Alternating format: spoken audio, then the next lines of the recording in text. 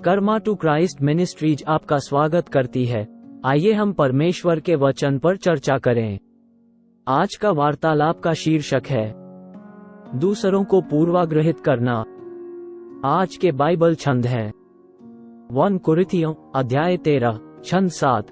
वह सब बातें सह लेता है, सब बातों की प्रतीति करता है, सब बातों की आशा रखता है, सब बातों में धीरज धरता है। तथा रूत अध्याय 2 छंद 15 और 16। जब वह बीनने को उठी तब बोएज ने अपने जवानों को आज्ञा दी कि उसको फूलों के बीच बीच में भी बीनने दो और दोष मत लगाओ, वरन मुट्ठी भर जाने पर कुछ कुछ निकाल कर गिरा भी दिया करो और उसके बीनने के लिए छोड़ दो और उसे घुड़को मत।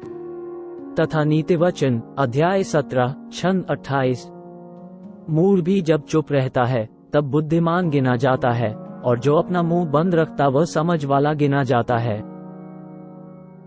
वे कहते हैं कि किसी के बारे में या किसी चीज के बारे में राय बनाने में केवल 7 सेकंड लगते हैं। इसीलिए सभी विज्ञापनों को पहले इस्तेमाल किए गए वाक्यों, चित्रों या संगीत में प्रभाव डालना पड़ता है।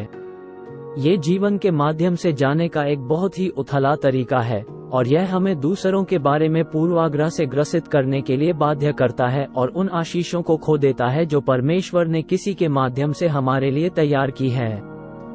ये आशीर्वाद भविष्य के नेटवर्किंग संपर्कों के रूप में हो सकते हैं। कुछ आप उनसे प्राप्त कर सकते हैं, उनकी सेवा करने में सक्षम हो सकते हैं, या इस बात के कारण विनम्र हो सकते हैं कि आपने उस व्यक्ति को कैसे पूर्वाग्रहित किया।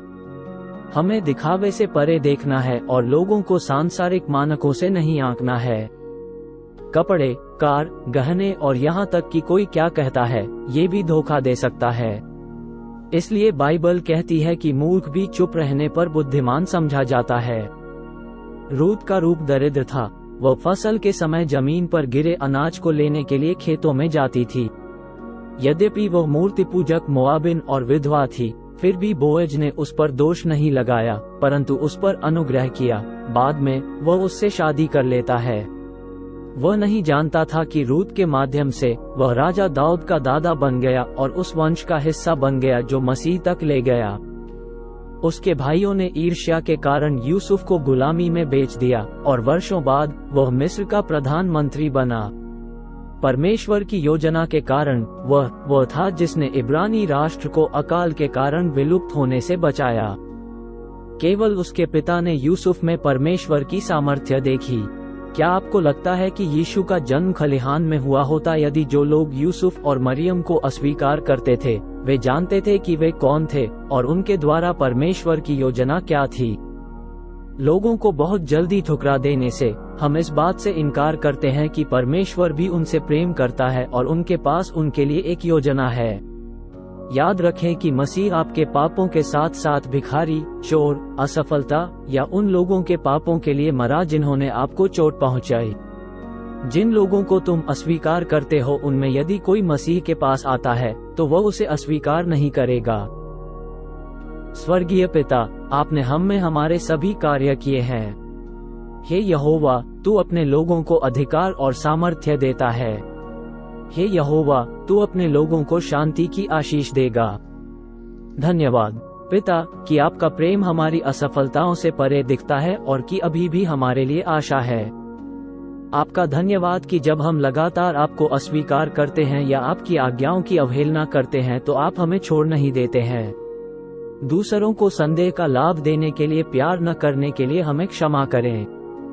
दूसरों के दिखावे के आधार पर उनका पूर्वाग्रह करने और जिन्हें हम अपने से नीचे मानते हैं उन्हें अस्वीकार करने के लिए हमें क्षमा करें। जिस तरह से आप दूसरों से प्यार करते हैं उसे देखने और प्यार करने की क्षमता आज हमें दें। हम हर किसी का सम्मान करने के लिए जाना चाहते हैं, चाहे उनकी सामाजिक स्थिति या रूप रंग कुछ भी हो। हम घोषणा करते हैं कि दूसरों के प्रति इस प्रेम के कारण हमारे अगले स्तर तक पहुंचने में मदद करने के लिए हमारे पास दिव्य संबंध होंगे। यीशु के सामर्थी नाम में, आमीन।